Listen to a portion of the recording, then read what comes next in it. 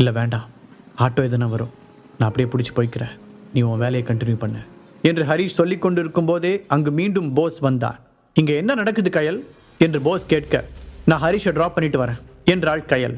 இது போஸுக்கு கடுப்பை கிளப்ப அவன் ஹரிஷை முறைத்து பார்த்துவிட்டு, இவனால என்ன வெளியில தூக்கி எறிஞ்சிருக்காங்க, இவனை போய் ட்ராப் பண்ணிட்டு வரேன்னு சொல்ற, என்ன கண்டுக்க கூட இல்லை, அவன் முக்கியமா நான் முக்கியமா என போஸ் கேட்க, போஸ் நான் தான் ஹரிஷை இங்கே கூட்டிட்டு வந்தேன், நமக்கு ஹெல்ப் பண்றதுக்காக தான் கூட்டிட்டு வந்தேன், அப்படி இருக்கிறப்போ நான் போய் ட்ராப் பண்றதானே சரியா இருக்கும், இஸ் மை ஃப்ரெண்ட், அவன் என்னை எவ்வளோ பெரிய ஆபத்துல இருந்து அன்னைக்கு காப்பாத்தினான்னு உனக்கு தெரியாது, நீ என் ஃப்ரெண்டை மரியாதையோடு ட்ரீட் பண்ணியிருக்கணும் என்று கயல்விழி கூற, அவள் சொல்லும் காரணம் சரியாக இருந்தாலும் போஸால் அதை ஏற்றுக்கொள்ள முடியவில்லை. அவனுக்கு கேப் புக் பண்ணி கொடுத்துடலாம், அவன் போய்ப்பான், நாம வா உள்ள போலாம், நமக்காக உள்ள ஃப்ரெண்ட்ஸ் வெயிட் பண்றாங்க என்று போஸ் கூற, அந்த நேரத்தில் கருப்பு நிற விண்டோ கொண்ட நீண்ட கார் ஒன்று அவர்கள் முன் வந்து நின்றது. மூவருமே காரை பார்த்து கொண்டிருக்க காரின் கதவு திறக்கப்பட்டது. உடனே காருக்குள் இருந்தவன் மூவர் மீதும் ஸ்ப்ரேவை அடிக்க சில வினாடிகளிலேயே 3 பேரும் மயங்கி விழுந்தனர். அந்த கார் மூவரையும் ஏற்றிக்கொண்டு அங்கிருந்து புறப்பட்டது. சில மணி நேரத்திற்கு பின் மூவரும் ஒருவரை தொடர்ந்து ஒருவர் மெல்ல கண் விழித்தனர். அவர்கள் முன் நிழல் போல் இருவர் நிற்பது தெரிய, ஏய் யாரா நீங்க, என்னை இங்கேண்டா கூட்டிட்டு வந்திருக்கீங்க என்று போஸ் கத்தினார். ஆனால் அவர்களிடமிருந்து எந்த பதிலும் வரவில்லை. ஏதோ பிரச்சனையில் மாட்டிக்கொண்டோம் என்பது மட்டும் கயல்விழிக்கும் ஹரிஷுக்கும் தெளிவாக புரிந்தது. ஆனால் அது என்ன பிரச்சனை என்பது இருவருக்குமே புரியவில்லை. அந்த இருவரையும் அடித்து விடலாமா என்று ஹரிஷ் யோசிக்க, ஆனால் அவன் மீது அடித்த மயக்க மருந்தின் வீரியம் இன்னும் துளியும் குறையாமலேயே இருந்தது. அங்கு நின்ற 2 பேரையும் பார்த்து முறைத்த கயல்விழி, யாரா நீங்க என கேட்க, என்ன கயல்விழி மேடம் இப்படி கேட்டுட்டீங்க, எல்லாம் உங்களுக்கு வேண்டப்பட்டவங்க தான், டேய் நான் அசிஸ்டன்ட் கமிஷனர்ரா என்று கயல்விழி சொல்ல, நீங்க யார் என்னன்னு தெரிஞ்சுதான் உங்களை கூட்டிட்டு வர சொல்லியிருக்கேன் மேடம் என்று அங்கு புதிதாய் ஒரு குரல் வர 3 பேரும் குரல் வந்த திசையை நோக்கி பார்த்தனர். 6 அடிக்கும் குறைவில்லாத உயரத்தில் ஒருவன் அந்த அறைக்குள் வந்தான். நான் யாருன்னு தெரிஞ்சுமா என்னை கடத்திட்டு வர சொன்ன? கயல்விழி அதிர்ச்சியுடன் கேட்டாள். ஆமா ஏசிபி மேடம், அதுல என்ன சந்தேகம், எனக்கு கூட நல்லா தெரியும், நீ தான் என்ன மறந்துட்ட, இப்ப கூட என் ஆளுங்களை நிறைய பேரை அரெஸ்ட் பண்ணியிருக்க, அதோட என்னையும் எல்லா இடத்துலையும் தேடிட்டு இருக்கீங்க, இப்பயாவது நான் யாருன்னு ஞாபகம் வருதா? புருவத்தை உயர்த்தி கேட்ட அந்த ஆளின் குரலில் நக்கல் தெரிந்தது. சைமன் மேத்யூ, டெவில் கேங்கை சேர்ந்தவன் நீதானது என்று அவள் கேட்க, எஸ் நானே தான். பரவாயில்ல மேடம், ஒரே க்ளூல கண்டுபிடிச்சிட்டீங்க, நிஜமாவே நீங்க புத்திசாலி தான், நான் ஒத்துக்கிறேன். சைமன் ஆச்சரியப்படுவது போல ஆக்ஷன் செய்தான். என்கிட்ட இருந்து உனக்கு என்ன வேணும், என்ன கடத்தினா எல்லா பிரச்சனையும் முடிஞ்சிடும் நினைச்சியா? கயல் புரியாமல் கேட்டாள். டெவில் கேங்னா என்ன? ஹரிஷ் வேறு நேரங்கட்ட நேரத்தில் சந்தேகம் கேட்டான். சைமன் கயலின் கேள்விக்கு பதில் சொல்லாமல் ஹரிஷையும் போஸையும் கொஞ்ச நேரம் உற்று பார்த்தவன், ஏசிபி மேடம் 2 பேருமே நல்லா தான் இருக்கானுங்க, இதுல எது உங்க ஆளு என்று கேலியாக கேட்டான். முட்டாள்தனமா பேசாத, அவனுக்கும் எங்களுக்கும் எந்த சம்பந்தமும் இல்லை, நான் தான் அவளை கட்டிக்க போற மாப்ள, போஸ் வேகமாக சொன்னான். உங்க 3 பேருக்கும் இடையில என்ன நடக்குதுங்கிறத பத்தி எல்லாம் எனக்கு கவலை இல்லை, ஆனா இப்ப 3 பேருமே ஒன்னா என்கிட்ட மாட்டிருக்கீங்க, அவ்வளோ ஈஸியா உங்களை விட்டுருவேன்னு மட்டும் நினைக்காதீங்க சொல்லிவிட்டு சைமன் சத்தமாக சிரித்தான். சைமன், அவங்க 2 பேரையும் விட்டுரு, உங்க ஆளுங்களை அரெஸ்ட் பண்ண சொல்லி ஆர்டர் போட்டது நான் தான், அவங்களுக்கும் இதுக்கும் எந்த சம்பந்தமும் இல்லை. கயல் அவனுக்கு புரிய வைக்க முயற்சித்தாள். டெவில் கேங் இந்தியாவின் முக்கியமான அண்டர் கிரவுண்ட் கேங்குகளில் ஒன்று. அவர்கள் கொஞ்சம் கூட இரக்கமற்றவர்கள். அந்த கேங்கின் கொடூரமான செயல்களால் தொடர்ந்து பொதுமக்கள் பாதிக்கப்பட அவர்களை தடுத்து நிறுத்த போலீஸ் டிபார்ட்மெண்ட் பல்வேறு பாதுகாப்பு நடவடிக்கைகளை மேற்கொண்டது. அதற்காக அமைக்கப்பட்ட தனிப்படையின் தலைவியாக கயல் நியமிக்கப்பட பல்வேறு திட்டங்கள் தீட்டி சீக்ரெட் ஆபரேஷன்கள் மூலம் தேடி தேடி அவர்களை அரெஸ்ட் செய்தாள். ஆனால் இப்பொழுது சம்பந்தமே இல்லாமல் தன்னால் ஹரிஷும் போஸும் மாட்டிக்கொண்டிருக்க கயலுக்கு என்ன செய்வதென்று தெரியவில்லை. அவ சொல்றது சரிதான், இது உங்களுக்கும் அவளுக்கு இருக்கிற பிரச்சனை, இதுல தேவையில்லாம என்ன இழுக்காதீங்க, என்னை விடுறதுக்காக நீங்க என்ன கேட்டாலும் நான் கொடுக்குறேன் போஸ் அவசரமாக சொன்னான். ஓ அப்படியா, சரி உன்னால எவ்வளவு தர முடியும்? அங்கிருந்த சோஃபாவில் வசதியாக சாய்ந்து உட்கார்ந்த சைமன் போஸை பார்த்து கிண்டலாக கேட்டான். கயலையும் என்னையும் விடுறேன்னு சொன்னா அடுத்த நிமிஷமே உங்களுக்கு நான் ரெடி கேஷா 5 லட்ச ரூபா தரேன் போஸ் கெத்தாக பதில் சொன்னான். அதை கேட்டு அந்த கட்டிடமே அதிரும்படி சிரித்த சைமன், உங்க 2 பேர் உயிரோட விலை வெறும் 5 லட்ச ரூபா தானா என்றான். அதுவும் இல்லாம நான் உனக்கு தான் ரேட் கேட்டேன், நீ ஏசிபி மேடத்தை விடுறேன்னு சொல்லவே இல்லையே. ஓ, நாங்க காசுக்காக தான் உங்களை கடத்திட்டு வந்து வச்சிருக்கோம்னு நினைச்சியா? அட முட்டா பயலே, உன் உயிரோட மதிப்பு வேணா வெறும் 5 லட்ச ரூபாயா இருக்கலாம், ஆனா ஏசிபியோட வேல்யூ என்னன்னு தெரியுமாடா உனக்கு? அவங்களையும் உன்னோட பிச்சை காசு 5 லட்ச ரூபாயில கூட்டு சேர்க்கிற என்று கோபமாக கேட்ட சைமன் கயல்விழியின் பக்கம் திரும்பினான். ஏசிபி மேடம், உங்களோட லெவலுக்கு இவன் தேவையான நல்லா யோசிச்சுக்கோங்க, உங்களோட வேல்யூ என்னன்னு கூட தெரியாம உளறிக்கிட்டு இருக்கான், இவனையா கல்யாணம் பண்ணிக்க போறீங்க என்று கேட்டான். கயல்விழி எதுவும் பேசாமல் முகத்தை திருப்பிக் கொண்டாள். பாரா, வருங்கால புருஷனை பத்தி சொன்னதும் ஏசிபி மேடத்துக்கு வர கோபத்தை. சரி, உன் கதை என்ன? உன்னோட உயிருக்கு வேலையா நீ எவ்வளவு தருவ? சைமனின் கவனம் இப்போது ஹரிஷின் பக்கம் திரும்பியது. அதை கேட்ட ஹரிஷின் கைமுஷ்டி இறுகியது. திடீரென்று சைமன் இப்படி கேட்பான் என்று அவன் எதிர்பார்க்கவில்லை. என்ன பதில் சொல்வதென்று அவன் யோசிக்க போஸ் முந்திக் கொண்டான். அவனே ஒரு வேலை வெட்டி இல்லாதவன், அவன்கிட்ட எந்த பணம் இருக்கு? போஸ் நக்கலாக பதில் சொன்னான். அப்புறம் அவன் என் ஃப்ரெண்டெல்லாம் இல்லை. உங்களுக்கு நான் தரேன்னு சொன்ன 5 லட்ச ரூபா பத்தலைன்னா இன்னொரு 5 லட்சம் சேர்த்து தரேன். என்ன மட்டுமாவது விட்டுருங்க போஸ் சொல்ல, கயல்விழி அவனை பார்த்த பார்வையில் மிதமிஞ்சிய வெறுப்பு தெரிந்தது. ஹரிஷ் சைமனை பார்த்தான். இவனை பார்த்தா நம்மளை அவ்வளோ ஈஸியாக விடுறாள் மாதிரி தெரியல. சும்மா வம்பிழுத்துட்டு இருக்கான்னு நினைக்கிறேன். இந்த போஸ் மடையன் அது தெரியாமல் உளறிக்கிட்டு இருக்கான் என்று நினைத்தவன் எதுவும் பேசாமல் மௌனமாக இருந்தான். நீ பேசாமல் அமைதியாக இருக்கிறத பார்த்தா அவன் சொன்ன மாதிரி உங்ககிட்ட பணமே இல்லைன்னு தான் தெரியுது. அப்புறம் நான் கேட்கலன்னு ஒரு குறை வந்துடக்கூடாதுல்ல, அதுக்காக தான் கேட்டேன் என்ற சைமன் தன் ஆட்களில் இருவரை கைத்தட்டி அழைத்தான். இவனை வெளியே கூட்டிட்டு போய் சத்தம் இல்லாமல் முடிச்சுட்டு கூவத்தில் தூக்கி போட்டுருங்க என்று அசால்ட்டாக உத்தரவிட்டான்.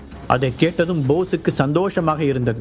நம்ம பேச்சை கேட்டு இந்த கொலைகாரன் நம்மளை விட்டுட்டு அவனை மட்டும் கொல்ல சொல்லிட்டான். நம்மளை வெளியே விட்டதுக்கு அப்புறம் போலீஸை கூட்டிட்டு வந்து இவங்க எல்லாத்தையும் அரெஸ்ட் பண்ணி கயலை காப்பாற்றணும். அப்படி மட்டும் செஞ்சா கயல் கடைசி வரைக்கும் நம்ம மேல நன்றி கடனோடு இருப்பான் என்று நினைத்து அவன் உற்சாகமடைந்தான். அந்த அடியாட்கள் ஹரிஷை நெருங்க, ஒரு நிமிஷம் இருங்க, என்கிட்ட 10 லட்சம் காசு இல்லாம வேணா இருக்கலாம், ஆனா அதுக்கு பதிலாக வேற ஒரு பொருள் இருக்கு, அதோட வேல்யூ 10 லட்சத்தை விட பல மடங்கு அதிகம் என்று அவன் கத்தினான். டே இருங்கடா என்று தன் ஆட்களை தடுத்து நிறுத்திய சைமன், அப்படி என்ன பொருள் வச்சிருக்க நீ என்று ஹரிஷிடம் அலட்சியமாக கேட்டான். தனது பாக்கெட்டில் கைவிட்ட ஹரிஷ் ஆண்டனியிடம் இருந்து எடுத்து வந்த மோதிரத்தை காண்பித்தான். அந்த மோதிரத்தில் ஸ்பெஷலாக ஏதோ இருப்பதாக ஹரிஷ் நினைத்தான். அதனால் தான் ஆண்டனியிடம் இருந்து ஆர்வமாக கேட்டு வாங்கி வந்தான். ஆனால் இதுவரை அதில் என்ன ரகசியம் ஒளிந்திருக்கிறது என்று அவனால் கண்டுபிடிக்க முடியவில்லை. அவனுக்கு கன்ஃபார்மாக தெரிந்த ஒரே விஷயம், அது ஒரு பழங்கால பொருள் என்பது மட்டும்தான். அதனால் அதனுடைய வேல்யூவும் அதிகமானதாக இருக்கும் என்று அவன் நம்பினான். இப்போது வரை அந்த மோதிரத்தில் இருக்கும் சீக்ரெட்டை கண்டுபிடிக்க முடியவில்லை என்பதால் தன்னுடைய உயிரை காப்பாற்றிக் கொள்ள அதை சைமனிடம் கொடுக்கலாம் என்று அவன் முடிவு செய்தான். அந்த மோதிரத்தை வாங்கி பார்த்த சைமனின் முகத்தில் மின்னல் வெட்டி இடி இடித்தது. அவனுடைய முகம் அதிர்ச்சியில் உறைந்தது. உனக்கு இந்த மோதிரம் எங்கிருந்து கிடைச்சது? அவன் ஹரிஷிடம் மிரட்டும் தோணியில் கேட்டான். அந்த மோதிரத்தை பார்த்ததும் சைமனிடம் தெரிந்த வித்தியாசத்தை ஹரிஷ் கண்டுகொண்டான். அப்ப இந்த மோதிரத்தை பத்தி உனக்கு ஏதோ தெரியும் போல.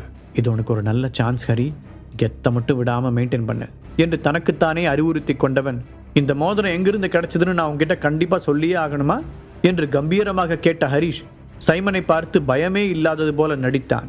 அந்த சைமனிடமிருந்து தப்பிக்க ஹரிஷுக்கு ஒரு சந்தர்ப்பம் தேவைப்பட்டது. அதை உருவாக்க தன்னால் முடிந்த முயற்சிகளை மேற்கொண்டான். டேய் முட்டாள், என்னடா பண்ற? அவன் கேட்ட கேள்விக்கு ஒழுங்கா பதில் சொல்லு. அதை விட்டுட்டு எதிர்த்து பேசுற. அப்புறம் அவன் கோபம் வந்து துப்பாக்கி எடுத்து நம்ம எல்லாரையும் டுப்பு டுப்புன்னு சுட்டு தள்ளிட்டு போயிட போறான். பக்கத்தில் இருந்த போஸ் படபடப்புடன் ஹரிஷை திட்டினான்.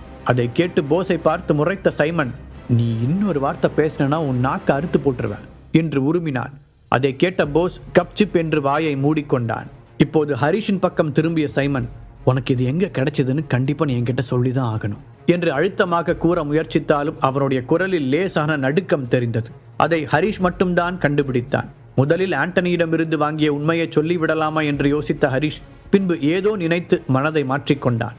அது என்னோட தான் என்று அடித்து சொன்னான். ஹரிஷின் கண்கள் இயற்கையாகவே ஷார்ப்பாக இருக்கும். இப்போது வேண்டுமென்றே சைமனை ஆழமாக பார்த்து கொண்டே இதை சொன்னான். ஹரிஷ் சொன்னதை கேட்ட சைமனின் முகம் நொடியில் பேய் அறைந்ததை போல மாறியது. அவனுடைய நெற்றியில் வேர்க்கத் தொடங்க ஹரிஷின் கண்களை நேராக எதிர்கொள்ள முடியாமல் பார்வையை திருப்பிக் கொண்டான். ஆனாலும் அவனை விடாமல் உற்று பார்த்த ஹரிஷ் கண்களால் எதையோ உணர்த்த முயற்சித்தான். அதை புரிந்து கொண்ட சைமன், இவனை பக்கத்து ரூமுக்கு கூட்டிட்டு போங்க, நான் இன்னும் கொஞ்சம் விசாரிக்க வேண்டியிருக்கு என்று ஹரிஷை கை காட்டி தன் அடியாட்களிடம் உத்தரவிட்டான். ஹரிஷின் பின்னே சைமன் போவதை கவனித்த போஸ், என்ன முதல்ல விடுங்க, நான் தான் 10 லட்ச ரூபா தரேன்னு சொல்லிட்டேன்ல, என்னை வெளியே விட்டீங்கன்னா நான் உடனே அந்த பணத்தை ஏற்பாடு பண்ணி தந்துடுவேன் என்று கத்தினான். அவனுடைய வாய்ஸை கேட்டு எரிச்சல் அடைந்த சைமன், அவனை நான் கவனிங்க என்று தன் ஆட்களிடம் கண்ணை காட்டினான். ரூமுக்குள் போனதும் திரும்பி பார்த்த ஹரிஷுக்கு போஸை எல்லோரும் அடிப்பது தெரிந்தது. அதை பார்த்து உள்ளுக்குள் டென்ஷனாக இருந்தாலும் வெளியில் காட்டிக்கொள்ளாமல் நின்றான். அதே நேரத்தில் அந்த ரூமிற்குள் வந்த சைமன் தன்னுடைய அடியாட்களை வெளியே போகச் சொன்னான். அதன் பிறகு கதவை அடைத்துவிட்டு மெதுவாக ஹரிஷின் பக்கம் திரும்பி அவன், மன்னிச்சுக்கோங்க சார், நீங்க யாருன்னு தெரியாம போச்சு என்று அவன் முன்னால் முட்டி போட்டு மன்னிப்பு கேட்டான். அதை பார்த்து அதிர்ந்த ஹரிஷ் சடனாக ஒரு ஸ்டெப் பின்னால் எடுத்து வைத்தான். யாருன்னு நினைச்சு இவன் நம்ம கிட்ட பேசுறான்னு தெரியலையே யோசித்த ஹரிஷ் அப்போதும் எதுவும் பேசவில்லை. நீங்க தான் நைட் கிங்னு எனக்கு தெரியாம போச்சு, அதனாலதான் அப்படி மொரட்டுத்தனமா நடந்துக்கிட்டேன் இனிமே கவனமா இருக்கேன், நீங்க எதுவும் மனசுல வச்சுக்காதீங்க என்று கூறினான். அவன் முட்டி போட்டு கெஞ்சுவதை திகைப்புடன் பார்த்த ஹரிஷ், இங்க நைட் கிங் யாரு? ஆனா இவனே ரொம்ப மரியாதை கொடுக்கறத பார்த்தா உண்மையிலேயே அந்த நைட் கிங் பெரிய ஆள் தான் போல. இங்கிருந்து தப்பிச்சு போறதுக்கு அந்த பேரை யூஸ் பண்ணிக்க வேண்டியதுதான் என்று தனக்குள் திட்டம் போட்டான். இவன் என்ன நைட் கிங்னு கூப்பிடுறான்? அப்போ நாம் அந்த கேரக்டரா தான் நடிக்கணும்னு நினைக்கிறேன் யோசித்த ஹரிஷ் சைமனின் முன்னால் முகத்தை இறுக்கமாக வைத்துக் கொண்டான். சரி பரவாயில்ல, நீ தெரியாம தான் அப்படி நடந்துகிட்ட என்று பெருந்தன்மையாக கூறினான். நான் பண்ண தப்ப இவ்வளோ ஈஸியாக எடுத்துக்கிட்டு என்னை மன்னிச்சு விட்டதுக்கு ரொம்ப தேங்க்ஸ் பாஸ் என்றான் சைமன். அதன் பிறகு குரலை தனித்து கொண்டவன், பாஸ் நீங்க ஏன் திடீர்னு சென்னைக்கு வந்தீங்க? நீங்க வரப்போறதா யாருமே எனக்கு இன்ஃபார்ம் பண்ணலையே என்று கேட்டான். நான் எங்க போனாலும் உங்ககிட்ட இன்ஃபார்ம் பண்ணிட்டு தான் போகணுமா? நீ உன் வேலையை மட்டும் பாரு, மற்றதெல்லாம் நான் பார்த்துக்கிறேன். ஹரிஷ் அலட்சியமாக பதில் சொன்னான். Okay boss. அடுத்த நிமிடமே சைமனின் குரல் பயத்துடன் வெளியே வந்தது. இதில் ஹரிஷுக்கு தெரியாதது என்னவென்றால், டெவில் கேங்கில் இருக்கும் யாரும் நைட் கிங்கை நேரில் பார்த்ததில்லை. அதனால் தான் சைமனுக்கும் அது யார் என்று தெரியாது.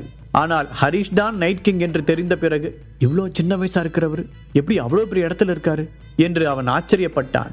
அந்த காரணத்தினால்தான் ஹரிஷின் கையில் அந்த மோதிரத்தை பார்த்ததும் அந்த அளவுக்கு அதிர்ச்சி அடைந்தான். உன்னோட குரூப் ஆளுங்களை ஏசிபி கயல் பிடிச்சதா சொன்னியே, அது எப்படி நடந்துச்சு? ஹரிஷ் அங்கே கிடந்த ஒரு சேரில் சாதாரணமாக உட்கார்ந்து கொண்டு கேட்டான். ஆமா, அவ எப்படியோ என்னோட குரூப்பை கண்டுபிடிச்சு உள்ள வந்துட்டா பாஸ். அதான் எப்படின்னு தெரியல. அநேகமா என் குரூப்புக்குள்ளேயே ஏதாவது கருப்பாடு இருக்குமோன்னு சந்தேகப்படுறேன் சைமன் கடுப்புடன் சொன்னான். அதை பத்திலாம் தெரிஞ்சுக்க எனக்கு இன்ட்ரெஸ்ட் இல்லை. இந்த சிட்டியை நாங்க கண்ட்ரோல் எடுத்துக்காத வரைக்கும் நீ தாராளமா ஆளலாம் என்று சொன்ன ஹரிஷ் சைமனின் முன்னால் நன்றாகவே நடித்தான். எனக்கு புரியுது பாஸ் என்ற சைமன் சந்தோஷத்துடன் நன்றி சொன்னான். ஹரிஷுக்கு திடீரென்று பசி எடுத்தது. அவன் காலையிலிருந்து ஒரு காஃபி மட்டும் தான் குடித்திருந்தான். இன்னும் எதுவும் சாப்பிடல. ஹரிஷ் முகத்தில் எந்த ரியாக்ஷனும் இல்லாமல் சொல்ல, ஆமா நீங்க ரொம்ப பிஸியான ஆள், உங்களுக்கு சாப்பிட்றது கூட நேரம் கிடைச்சிருக்காது. இதோ நான் இப்பவே உங்களுக்கு ஏதாவது ஏற்பாடு பண்ணி தரேன் சைமன் வேகமாக பதில் சொன்னான். சொல்லிவிட்டு அவசரமாக அவன் வெளியேற ஹரிஷ் அந்த ரூமை சுற்றி பார்த்தான். அதன் அமைப்பை பார்க்கும் போதே அது சைமனின் பர்சனல் ரூம் என்று தெரிந்தது. அங்கே ஒரு மர அலமாரி இருக்க, அதில் ஒரு கருப்பு பெட்டி இருந்தது. அது பார்க்கவே வித்தியாசமாக இருக்க ஹரிஷ் ஆர்வத்துடன் அதை திறக்க முயற்சி செய்தான். அதை திறப்பது கஷ்டமாக இருக்க தன் முழு பலத்தையும் யூஸ் செய்து அதை திறந்தவன் உள்ளே இருந்த பொருட்களை ஆச்சரியத்துடன் பார்த்தான். அதன் உள்ளே ஒரு சின்ன மூலிகை பொடி குப்பி இருந்தது. கூடவே அட்வான்ஸ்டு மூலிகை மருந்துகளை தயாரிப்பது எப்படி என்ற விளக்க புத்தகமும் இருந்தது. ஹரிஷ் அந்த புத்தகத்தை எடுத்து புரட்டினான். அந்த சின்ன டப்பாவில் இருந்தது போலவே ஒரு மூலிகை மருந்தின் படம் போடப்பட்டு அதன் கீழே விளக்கம் இருக்க ஹரிஷ் அதை கவனமாக படித்தான். அந்த டிஸ்கிரிப்ஷன் அடிப்படையில் பார்க்கும் பொழுது அது ஒரு ஹெர்பல் வெப்பன் என்று அவனுக்கு தோன்றியது. ஆமா, இங்க என்னதான் நடக்குது? எல்லாருமே இந்த ஹெர்பல் மெடிசின்ஸ்ல ரொம்ப இன்ட்ரெஸ்டடா இருக்கிற மாதிரி தெரியுது. முதல்ல தீபக், ஆபீசர் கயல், அப்புறம் ஆண்டனி, இப்போ இந்த சைமன். இவங்க எல்லாரும் இதை வச்சு என்ன பண்ணணும்னு நினைக்கிறாங்க? ஹரிஷ் தீவிரமாக யோசித்துக் கொண்டிருக்க அப்போது திடீரென்று வாசற் கதவருகே காலடி சத்தம் கேட்டது. ஹரிஷ் கையில் இருந்த புத்தகத்தையும் மூலிகை பொடியையும் சட்டைக்குள் திணித்து வைத்தான். அதன் பிறகு அந்த பெட்டியை வேகமாக மூடியவன் அதை இருந்த இடத்திலேயே வைத்துவிட்டு பழைய இடத்திலேயே வந்து உட்கார்ந்தான். உள்ளே நுழைந்த சைமனின் பார்வை அந்த பெட்டியின் மேல் பதற்றத்துடன் படிவதை ஹரிஷ் கவனித்தான். ஆமா, இவன் கண்ணில் தெரியறது என்ன? பயமா? அப்ப நிஜமாவே இதுல ஏதோ ஒரு விஷயம் இருக்கு. நான் சந்தேகப்பட்டது சரிதான். தான் சந்தேகப்பட்டது சரிதான் என்பதை கன்ஃபார்ம் செய்தான் ஹரிஷ். ஏன் சைமன், நீ பதட்டமா இருக்க? ஹரிஷ் அவனை தூண்டி துருவி கேட்டான். இல்ல, நீங்க யாருன்னு தெரியாம இன்சல்ட் பண்ணிட்டோமேன்னு ரொம்ப கஷ்டமா இருக்கு, வேற ஒன்றும் இல்லை. சைமனும் நன்றாகவே சமாளித்தான். நீங்க அவசரமா பசிக்குதுன்னு சொன்னதால இங்க வேற எதுவும் இல்லை. இப்போதைக்கு இருக்கிற பிரெட்டை வச்சு சாண்ட்விச் தான் செய்ய முடிஞ்சது. Sorry boss. பணிவான குரலில் மன்னிப்பு கேட்டான் சைமன். பிறகு கதவு பக்கம் திரும்பிய அவன், இன்னும் என்ன பண்றீங்க, சீக்கிரமா கொண்டு வாங்க என்று சத்தம் போட அவனுடைய ஆட்கள் கையில் தட்டுடன் அவசரமாக ஓடி வந்தனர். அதன் பின்னாலேயே ஒருவன் ஒயின் பாட்டிலையும் கொண்டு வந்தான். இரண்டையும் ஹரிஷின் முன்னால் வைத்துவிட்டு அவர்கள் நகர அதிலிருந்து ஒரு சாண்ட்விச்சை எடுத்துக்கொண்டான் ஹரிஷ். பரவாயில்ல, இதுவே அதிகம், நீயும் என் கூட உட்கார்ந்து சாப்பிட என்று சைமனையும் அழைத்தான். இல்லை பாஸ், நீங்க சாப்பிடுங்க, கதவுக்கு வெளியில தான் நிற்பேன், உங்களுக்கு ஏதாவது தேவைன்னா கூப்பிடுங்க என்றவன் அங்கிருந்து வேகமாக வெளியேறினான். அவர்களை கடத்தி வந்தபோது இருந்ததற்கு நேர் ஆப்போசிட்டாக இப்போது அவன் நடந்து கொள்வதை ஆச்சரியத்துடன் நினைத்து பார்த்தான் ஹரிஷ். டேய் நைட் கிங், யாரா நீ? இவ்வளோ நேரம் உரிமிட்டு இருந்த ரவுடி பைய இப்போ பூனை மாதிரி பம்மிட்டு இருக்கான். யோசித்தபடி வேகமாக சாப்பிட்டு முடித்தவன் அந்த ஒயின் பாட்டிலை திறந்து சட்டைக்குள் மறைத்து வைத்திருந்த மூலிகை பொடியை எடுத்து கொஞ்சமாக உள்ளே போட்டான். அதை நன்றாக குலுக்கி மூலிகை வாசம் வருகிறதா என்று பரிசோதித்தவன் அப்படி எதுவும் வராததில் திருப்தி அடைந்தான். பின்பு கதவை நோக்கி, யாராவது இருக்கீங்களா என்று சத்தமாக கூப்பிட்டான். உங்களுக்கு என்ன வேணும் பாஸ், சொல்லுங்க, நான் உடனே ரெடி பண்ணி தரேன். உள்ளே வந்த சைமன் கை கட்டி கேட்டான். நீங்கள் எல்லாருமே சின்சியராக வேலை பார்க்குறதால நான் ஒரு ரிவார்டு கொடுக்கணும்னு நினைக்கிறேன் என்ற ஹரிஷ் கையில் இருந்த அந்த ஒயின் பாட்டிலை சைமனிடம் கொடுத்தான். நீங்கள் இவ்வளோ கைண்டாக நடந்துக்குவீங்கன்னு நான் கொஞ்சம் கூட எதிர்பார்க்கல, சைமன் தயக்கத்துடன் சொன்னான். அப்போது நான் இங்கே வந்தது செலிப்ரேட் பண்ணுற அளவுக்கு வர்த்தான விஷயம் இல்லையா? ஹரிஷ் முகத்தை கடுமையாக வைத்து கொண்டு கேட்டான். ஐயோ அப்படிலாம் இல்லை பாஸ், நீங்கள் எங்கள் கூட இருக்கிறதுக்கு நாங்கள் ரொம்ப சந்தோஷப்படுறோம். இதோ இப்போவே போய் எல்லாருக்கும் கொடுக்குறேன் என்று பதட்டமாக பதில் சொன்ன சைமன் அந்த பாட்டிலை எடுத்து கொண்டு போனான். கண்டிப்பாக இதை குடித்தாங்கன்னா இவங்க எல்லாரும் நிதானத்தை இழந்துருவாங்க. அதுக்கப்புறமா நாம் கயலை காப்பாற்ற ட்ரை பண்ணலாம். நினைத்தவனுக்குள் இன்னும் நிறைய சந்தேகங்கள் இருந்தது. இந்த மோதிரத்தை நாம் ஆண்டனிக்கிட்டேருந்து வாங்கினோம், அவனும் ஒரு டான் தான் வெளிப்படையாகவே தெரிஞ்சது. ஆனால் ஆண்டனிக்கும் இந்த டெவில் கேங்குக்கும் என்ன சம்மந்தம்? அந்த மோதிரத்தை வச்சு அவன் என்ன பண்ணிக்கிட்டு இருந்தான்? சரி, அதெல்லாம் பின்னாடி கண்டுபிடிப்போம். இப்போதைக்கு நாம் இந்த இடத்த விட்டு வெளியே போகணும், அதுதான் ரொம்ப முக்கியம் என்று நினைத்த ஹரிஷ் கதவை திறந்து எட்டி பார்த்தான். அங்கே சைமனோ மற்ற அடியாட்களோ யாரும் இல்லை என்பதை உணர்ந்தவன் மெதுவாக அடியெடுத்து வைத்து வெளியே வந்தான். நேராக கயல் அடைத்து வைக்கப்பட்டிருந்த ரூமிற்கு சென்றான். அங்கிருந்த அடியாட்கள் அவனை மரியாதையுடன் வணங்கினார்கள். ஏன் நீங்கள் மட்டும் இங்கே இருக்கீங்க? நீங்களும் போய் உங்கள் ஃப்ரெண்ட்ஸோட ட்ரிங்க் சாப்பிட்டுட்டு வாங்க, நான் அவங்கள பார்த்துக்கிறேன் யதார்த்தமாக நடித்தான் ஹரிஷ். அதை உண்மை என்று நம்பிய அடியாட்கள், ரொம்ப தேங்க்ஸ் பாஸ். அவர்கள் போன பிறகு கயல்விழி ஹரிஷை திகைப்புடன் பார்த்தாள். ஹரிஷ், என்னதான் நடக்குது இங்கே? அவங்க ஏன் உன்னை பாஸ்ன்னு கூப்பிட்றாங்க? போலீஸ் புத்தி அவன் மீதே சந்தேகப்பட வைத்தது. அதான் எனக்கும் தெரியல கயல், அவங்க என்னை வேற யாரோ ஒரு பிக் ஷாட்டு நினச்சிட்டாங்க. தோள்களை குலுக்கிய ஹரிஷ் சாதாரணமாக கூறினான். இது கண்டிப்பாக ஒரு மிஸ்டேக்காக தான் இருக்கும். உன்ன மாதிரி ஒரு லோ கிளாஸ் ஆளை அவங்க எப்படி முக்கியமான ஆளாக நினச்சாங்க? நிஜமாவே அவங்க உன்னை வேற யாரோன்னு நினச்சி குழம்பிட்டாங்க, போஸ் கேலி செய்தான். ஹரிஷ் இப்போதுதான் போஸை நன்றாக பார்த்தான். அவனுடைய கன்னங்கள் இரண்டும் வீங்கி கிடப்பது தெரிந்தது. அதோடு உதட்டோரத்தில் இருந்து கோடாக ரத்தம் வேறு வழிந்தது. வாயிலே அடித்து உடச்சி விட்டுருக்கானுங்க. அப்போ கூட உனக்கு திமிர் அடங்கலை என்று நினைத்து கொண்டான் ஹரிஷ். கயல்விழி போஸ் சொன்னதையெல்லாம் கண்டுகொள்ளாமல் ஹரிஷை பார்த்தாள். அப்படின்னா நீ முதல்ல இங்கிருந்து வெளியே போய் எங்களுக்கு ஹெல்ப் பண்ண போலீஸ் ஃபோர்ஸை கூட்டிட்டு வா, வேகமாக சொன்னவள் ஹரிஷ் பதட்டமே இல்லாமல் இருப்பதை ஆச்சரியத்துடன் பார்த்தாள். கயல், அதுக்குள்ளே ஏன் அவசரப்படுற? கொஞ்சம் பொறுமையாக வெயிட் பண்ணு, ஹரிஷ் ஒரு சிரிப்புடன் கூறினான். அவனுடைய நடவடிக்கைகளை பார்க்க கயல்வெளிக்குத்தான் ஒரே குழப்பமாக இருந்தது. சில நிமிடங்களில் அங்கிருந்த இன்னொரு பெரிய அறையிலிருந்து அதிகமான இரைச்சல் கேட்டது. பின்னாடியே கண்ணாடிகள் எல்லாம் உடையும் சத்தம் வேறு கேட்டது. நான் அவங்க ட்ரிங்க்ஸில் ஒரு முக்கியமான பொருளை கலந்து கொடுத்தேன். இன்னும் கொஞ்ச நேரத்துக்கு அவங்களால நம்மளை எதுவுமே பண்ண முடியாது, ஹரிஷ் கூற. பரவாயில்ல, நான் நினச்ச அளவுக்கு நீ யூஸ்லெஸ் இல்லை போல. இன்னும் என் வேடிக்கை பார்த்துட்டு இருக்க, எங்கள் கட்டை அவுத்து விடு என்று போஸ் உற்சாகமாக கூறினான். ஹரிஷ் போஸை இக்னோர் செய்துவிட்டு கயலை நோக்கி நடந்தான். சேரில் வைத்து கட்டப்பட்டிருந்த அவளுடைய கைகளை அவிழ்த்து விட்டவன் அப்படியே அவள் எழுந்து நிற்கவும் உதவினான். எவ்வளோ நேரம் அந்த மருந்து வேலை செய்யும்னு எனக்கு சரியாக தெரியல, அதனால் நாம் சீக்கிரமாக இங்கிருந்து கிளம்பணும் கயலிடம் சொன்னவன் அங்கிருந்த கதவை பார்த்து நடந்தான். டேய், என்னடா பண்ணுற? நான் இன்னும் கட்டோட தான் இருக்கேன், உன் கண்ணுக்கு அது தெரியலையா? போஸ் சத்தமாக கத்தினான். அப்புறம் எதுக்கும் என்னோட கயல்கிட்ட இருந்து கொஞ்சம் தள்ளியாரு என்று அந்த நேரத்திலும் அவர்களை எரிச்சல் படுத்தினான்.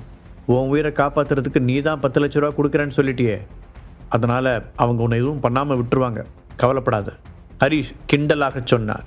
ஐயோ, நேரம் பார்த்து பழி வாங்குறானே என்று தனக்குள் புலம்பிய போஸ், என்னை அந்த அளவுக்கு முட்டாள் நினச்சியா?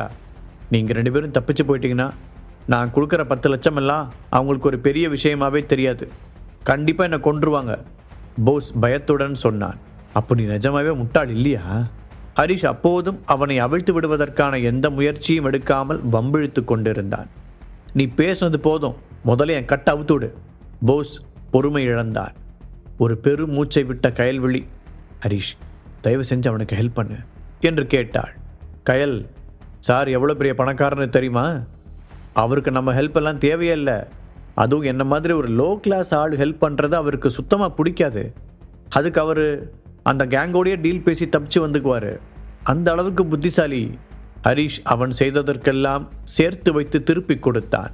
நீ இவ்வளோ மோசமானவனா இருப்பேன்னு நினைக்கல. உன்னை மட்டும் அவங்க வேற ஒரு ஆளுன்னு நினைக்கலனா இந்நேரம் நீ செத்திருப்ப. எரிச்சலுடன் கத்தினான் போஸ். கேட்டியா கயல், இப்போ கூட எப்படி பேசுகிறான்னு? அதுக்கு தான் சொன்னேன். ஹரிஷ் அலட்சியமாக நின்றான். அவன் புத்தகத்தில் படித்த விஷயம் உண்மை என்றால் அந்த மூலிகை மருந்தின் தாக்கம் இன்னும் ரொம்ப நேரத்திற்கு இருக்கும். அவன் வேண்டுமென்றே தான் அதை கயலிடம் கூட சொல்லவில்லை. அதனால்தான் அந்த ரவுடிகளை பற்றி பயமில்லாமல் போஸை கலாய்த்து கொண்டிருந்தான் ஹரிஷ். ஹரிஷ், போஸ் மோசமானவன் தான் எனக்கு தெரியும். அவன் உன்கிட்ட நடந்துகிட்ட விதத்துக்கு நான் மன்னிப்பு கேட்டுக்கிறேன். தயவு செஞ்சு அவன் கட்ட அவுத்து விடு. கயல் சலிப்புடன் சொன்னாள். நீ ஏன் கயல் மன்னிப்பு கேட்குற? உண்மையிலே மன்னிப்பு கேட்க வேண்டியது அவன் தானே? ஹரிஷ் பிடிவாதமாக நின்றான். என்ன, நான் மன்னிப்பு கேட்கணுமா? அதுவும் போயும் உன்கிட்ட கனவுல வேணா நடக்கும். போஸ் முணுமுணுத்தது ஹரிஷின் காதில் தெளிவாகவே விழுந்தது. கயல், நீ தேவையில்லாமல் அவனை நம்புறியோன்னு தோணுது. நிஜமாவே இவன் ரொம்ப மோசமானவன். கயலிடமும் போஸ் சொல்ல, 2 பேரும் உங்கள் சண்டையை கொஞ்சம் நிறுத்துறீங்களா? கயல் கோபத்தோடு கத்தினாள். அந்த சைமன் எப்படிப்பட்டவன் உனக்கு தெரியலையா போஸ்? நாங்கள் உன்னை இங்கேயே விட்டுட்டு போனால் உன்னோட கதி என்னாகும்னு யோசிச்சுப்பாரு. அதை விட ஒரு சாரி சொல்கிறது உனக்கு கஷ்டமாக இருக்குல்ல? கயலுக்கு உண்மையிலேயே போஸின் மீது எரிச்சல் வந்தது. அவள் சொன்னதை கேட்டு போஸ் திகைத்து போனான். கயல் பொய் சொல்லவில்லை என்று தெரிந்தாலும் ஹரிஷிடம் மன்னிப்பு கேட்பதற்கு அவனுடைய ஈகோ இடம் கொடுக்கவில்லை. கயல், இவன் கூடலாம் பேசுறதே வேஸ்ட். டைம் வேற ஆகுது, நாம் கிளம்பலாமா? இன்னொரு பக்கம் ஹரிஷ் அவசரப்படுத்தினான். ஹரிஷ், நான் அவனை கெஞ்சி கேட்டுக்கிறேன், தயவு செஞ்சு என்னை இப்படி படுத்தாதீங்க. அவனை காப்பாற்றாம நானும் இங்கிருந்து வர முடியாது. கயல் பரிதாபமாக கேட்க ஹரிஷ் மலையிறங்கி வந்தான். சரி கயல், உனக்காக செய்கிறேன், கண்டிப்பாக அவனுக்காக இல்லை. ஆனால் எனக்கு ஒரு கண்டிஷன் இருக்கு. ஹரிஷ் சொல்ல, என்ன கண்டிஷன் என்பது போல கயல் அவனை பார்த்தாள். அவன் என்கிட்ட ப்ளீஸ் பண்ணி கேட்கணும், அப்போ தான் ஹெல்ப் பண்ணுவேன். ஹரிஷ் அந்த விஷயத்தில் பிடிவாதமாக இருந்தான். அதை கேட்டு கயல் போஸை திரும்பி பார்க்க அவன் முகத்தை திருப்பிக் கொண்டான். அதை பார்த்து புருவத்தை உயர்த்திய ஹரிஷ், நான் வந்ததுலேருந்து நீ என்னை எவ்வளோ அவமானப்படுத்தின. இப்போ கூட நான் உனக்கு ஹெல்ப் பண்ண ரெடியாக தான் இருக்கேன். ஆனால் நீ இப்போவும் இறங்கி வர மாட்டேன்னு நிற்கிற. சொன்ன ஹரிஷும் கைகளை கட்டிக்கொண்டு வேடிக்கை பார்த்தான். ஹரிஷ் ப்ளீஸ். கயல் மீண்டும் கெஞ்ச ஒரு பெரு மூச்சு விட்ட ஹரிஷ் போஸை நோக்கி நடந்தான். என்கிட்ட இந்த திமிர் காட்டுற வேலையெல்லாம் வச்சுக்காத, அப்புறம் பின்னாடி ரொம்ப வருத்தப்படுவேன். அந்த அரை மென்டல் போஸ் இப்பொழுதும் அடங்காமல் வாயை விட்டான். இதுக்கு மேலேயும் நீ இவனுக்கு ஹெல்ப் பண்ணணும்னு சொல்றியா கயல்? கேட்ட ஹரிஷ் போஸிடமிருந்து விலகி நடந்தான். அப்போதுதான் தான் செய்ததின் விளைவு அவனுக்கு புரிய, ப்ளீஸ் தயவு செஞ்சு என்னை இங்கே விட்டுட்டு போகாத, நான் சொன்னது தப்பு தான், சாரி. ஒரு வழியாக அவன் மன்னிப்பு கேட்டான். இதை முதலே கேட்கறதுக்கு என்னவா? உன்னோட பிடிவாதத்தால் இவ்வளோ நேரம் டைம் வேஸ்ட், எனர்ஜி வேஸ்ட், எல்லாமே வேஸ்ட். ஹரிஷ் சலித்து கொண்டு அவன் கட்டை கழட்டிவிட 3 பேரும் அங்கே இருந்து வெளியே வந்தார்கள். அவர்கள் இருந்த இடம் பேஸ்மெண்ட் என்று தெரிய சுற்றி சுற்றி வழி கண்டுபிடித்து டவுனிற்கு வர கிட்டத்தட்ட 2 மணி நேரம் தேவைப்பட்டது. அதன் பிறகு ஹரிஷ் ஏஜே கம்பெனியில் விட்டிருந்த அவனுடைய காரை எடுத்துக்கொண்டு பிளாட்டிற்கு வந்தபோது விடிய காலை ஆகியிருந்தது. சந்தனா தூங்கி கொண்டிருந்தாள். ஸ்டடி ரூமிற்கு சென்றவன் சைமனிடமிருந்து எடுத்து வந்த புத்தகத்தை படிக்க ஆரம்பித்தான். அதில் ஹெர்பல் மெடிசன் பற்றிய நிறைய பிரிவுகள் இருந்தது. ஒரு நோயை உருவாக்குவதிலிருந்து குணப்படுத்துவது, ஹெர்பலை வெப்பனாக பயன்படுத்துவது, சமையலுக்கு பயன்படுத்துவது, சக்தியை உருவாக்க பயன்படுத்துவது என்று விதவிதமான குறிப்புகள் இருந்தது. அதை பார்த்து கொண்டே வந்த ஹரிஷன் கவனத்தை சிவப்பு கலரில் எழுதப்பட்ட வரிகள் ஈர்த்தது. இது எல்லாமே டெவில் கேங்கிற்காக உருவாக்கப்பட்ட ஹெர்பல் மேனுஃபேக்சரிங் டெக்னிக்ஸ். டெவில் கேங்கின் சுப்ரீம் லீடரை தவிர வேறு யாரேனும் அனுமதியின்றி இந்த முறைகளை பயன்படுத்த முயற்சித்தால் கடுமையாக தண்டிக்கப்படுவார்கள் என்று எழுதப்பட்டிருக்க ஹரிஷ் அதிர்ச்சி அடைந்தான். அப்படின்னா சைமன் இதை டெவில் கேங்லிருந்து திருடிட்டு வந்து வச்சிருக்கானா? அதான் பெட்டியை பார்த்து அவனோட கண்ணில் அவ்வளோ பயம் தெரிஞ்சதா? ஹரிஷ் யோசித்தான். ஹரிஷ் விடியும் வரை அந்த புத்தகத்தை படித்து கொண்டிருந்தான். நேற்று முழுவதும் அவ்வளவு அலைச்சலுக்கு பிறகு வீடு வந்து சேர்ந்திருந்தாலும் அவனுக்கு கொஞ்சம் கூட டயர்டாகவே இல்லை. அப்போதும் ஃப்ரெஷ்ஷாகத்தான் உணர்ந்தான். சந்தனா எழுந்த சத்தம் கேட்டவுடன் வேகமாக புத்தகத்தை மூடி வைத்துவிட்டு ஹாலுக்கு வந்தான் ஹரிஷ். அவன் ஸ்டடி ரூமில் இருந்து வெளியே வருவதை பார்த்த சந்தனா, இந்த வீட்டில் இத்தனை பெட்ரூம் இருக்கும்போது நீ ஏன் ஸ்டடி ரூமில் தூங்குன என்று கேட்டாள். அது நேற்று நைட்டு நான் திரும்பி வந்த உடனே கொஞ்சம் படிக்க வேண்டியது இருந்துச்சுன்னு அங்கே போனேன், அப்படியே தூங்கியிருப்பேன்னு நினைக்கிறேன். முகத்தை நார்மலாக வைத்து கொண்டு சொன்னான் ஹரிஷ். அப்படியா, சரி. அப்புறம் ஹரிஷ், பாட்டி வேற ஃபோன் பண்ணியிருந்தாங்க. அவங்க எல்லாருக்கூடையும் ஏதோ முக்கியமான விஷயம் பேசணும்னு சொன்னாங்க. அதனால் 10:30 மணிக்குள்ளே ஏஜே கம்பெனி ஹெட் ஆஃபீஸ்க்கு போகணும். சந்தனா கூற, ஷபா மறுபடியுமா? சரி, நானே உன்னை அங்கே கூட்டிகிட்டு போகிறேன். ஹரிஷ் சம்மதித்தான். காரில் போகும்போது, பேபி, நேற்று நடந்த அந்த ஃபேமிலி மீட்டிங் என்னாச்சு என்று ஹரிஷ் கேட்டான். நீ அந்த ஏசிபி கயல் கூட போனதுக்கப்புறம் விஜேந்தர் சிங்கை விசாரணைக்காக கூட்டிகிட்டு போகணும்னு சொன்னாங்க. அதனால் அவர் கூட நம்ம ஃபேமிலி போடுறதா இருந்த டீலிங் கேன்சல் ஆயிடுச்சு. சந்தனா சாதாரணமாக சொன்னாள். நேற்று நடந்த பிரச்சனையில் அவளுடைய குடும்பத்தினர் யாரும் அவளுக்கு ஆதரவாக நிற்காததால் சந்தனா அவர்களை வெறுத்திருந்தாள். நேற்று டீலிங் கேன்சல் ஆயிடுச்சுன்னா இன்னைக்கு மீட்டிங் நார்மலாக இருக்காது. அப்படின்னா இதுக்கு ஏதாவது பண்ணி ஆகணுமே. யோசித்த ஹரிஷ் ஃபோனை எடுத்து ராகவிற்கு மெசேஜ் அனுப்பினான். ராகவ், நீ எங்கே இருக்க? நம்ம பிளானை இம்ப்ளிமெண்ட் பண்ண வேண்டிய நேரம் வந்துருச்சு. நீ உடனே ஏஜே கம்பெனிக்கு கிளம்பி வா என்று அதில் இருந்தது. பாக்கெட் எஃப்எம் ஆப்பை டவுன்லோட் பண்ணி கிங் ஆடியோ சீரீஸை கேட்க ஸ்டார்ட் பண்ணுங்க.